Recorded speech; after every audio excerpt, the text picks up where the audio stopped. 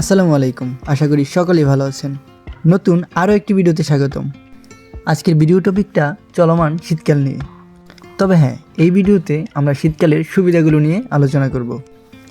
শীতকালকে বা প্রচণ্ড শীতকে আমরা যতই ভয় পাই না কেন বা যতই অপছন্দ করি না কেন, এর দ্বারা কিন্তু কিছু লোকের ঠিকই উপকার হয়। বিশেষ করে যারা কনভারসেশন স্টার্ট করতে পারে না। অনেকদিন পর কারোর সাথে দেখা হলো, কেমন আছো, ভালো আছো, বাস এই পর্যন্তই। তারপরে কথা খুঁজে পায় না। তখন এই শীত নিয়ে কথা শুরু হয়। হে ভাই, কি অবস্থা, কেমন শীত পড়লো? ওই পাশ থেকে যখন সে বলবে অনেক শীত ভাই, অনেক, আর বললেন না, পঞ্চগড় আর দিনাজপুরের কথা তো বলাই যায় না।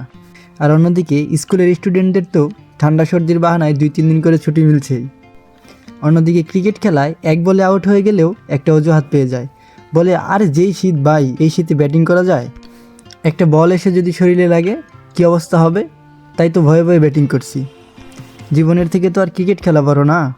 আর অন্যদিকে পোলাপান মা বাবার কাছ থেকে প্রচণ্ড শীতে জ্যাকেট কেনার জন্য 5,000 টাকা চেয়ে বসে থাকবে।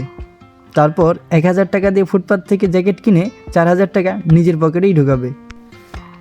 তবে হ্যাঁ, এগুলো বাদেও শীতকালের আরও অনেকগুলো ফায়দা রয়েছে। 3-4 দিন গোসল না করলেও কেউ গোসলের তাগিদ দিচ্ছে না, কারণ বাড়িতে কেউই গোসল করে না।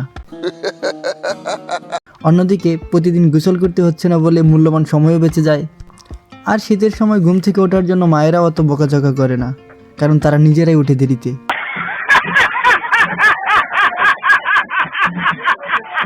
অন্যদিকে বিভিন্ন টিভি চ্যানেলের খবর পড়ুয়ারা এক্সট্রা একটা টপিক পেয়ে যায় কথা বলার জন্য। পত্রিকার লোকদের সুন্দর হেডলাইন হয়, যেমন সূর্য উঠবে না 15 দিন, হারিয়ে গেল সূর্য 15 দিনের জন্য, ঘর থেকে বেরোলেই মৃত্যু, কারণ বাইরে শৈত্যপ্রবাহ, ঘর থেকে বেরোলেই 1,000 টাকা জরিমানা, কারণ প্রচণ্ড শীতে ঠান্ডা জ্বরের ওষুধ কিনতে হবে। আবার অন্যদিকে কিছু সায়েন্টিস্ট আছে যাদের অনেক ধরনের ফায়দা হচ্ছে, যেমন তাদের ফেসবুক পেজ এবং ইউটিউব চ্যানেলে এসে তারা আপনাদের বোঝাবে কেন এই শীত পড়ছে বা এইবার এত শীত বাড়ার কারণ কি।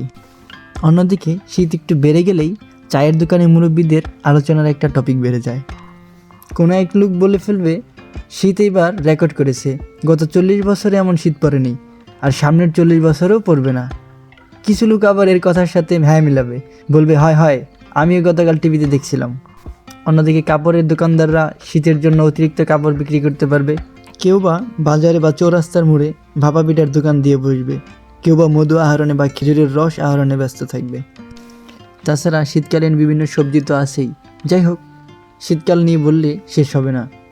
যদিও শীতকাল আমার অনেক বেশি প্রিয় সেই ছেলেবেলা থেকে, কারণ ছোটোবেলায় শীতের সময় বেশি আত্মীয় স্বজন বেড়াতে আসতো, আর যাওয়ার সময় হাতে চকচকে নোট ধরিয়ে দিয়ে যেত। যদিও দিনগুলো আর এখন ফেরত আসবে না। আপনাদের শীতকাল কেমন লাগে অবশ্যই কমেন্টে জানাতে ভুলবেন না।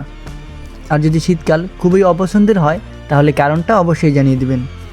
দেখা হবে অন্য কোনো একটি ভিডিওতে। সুস্থ থাকুন, সুন্দর থাকুন, এই কামনায় বিদায় নিচ্ছি। আল্লাহ হাফেজ। আসসালামু আলাইকুম।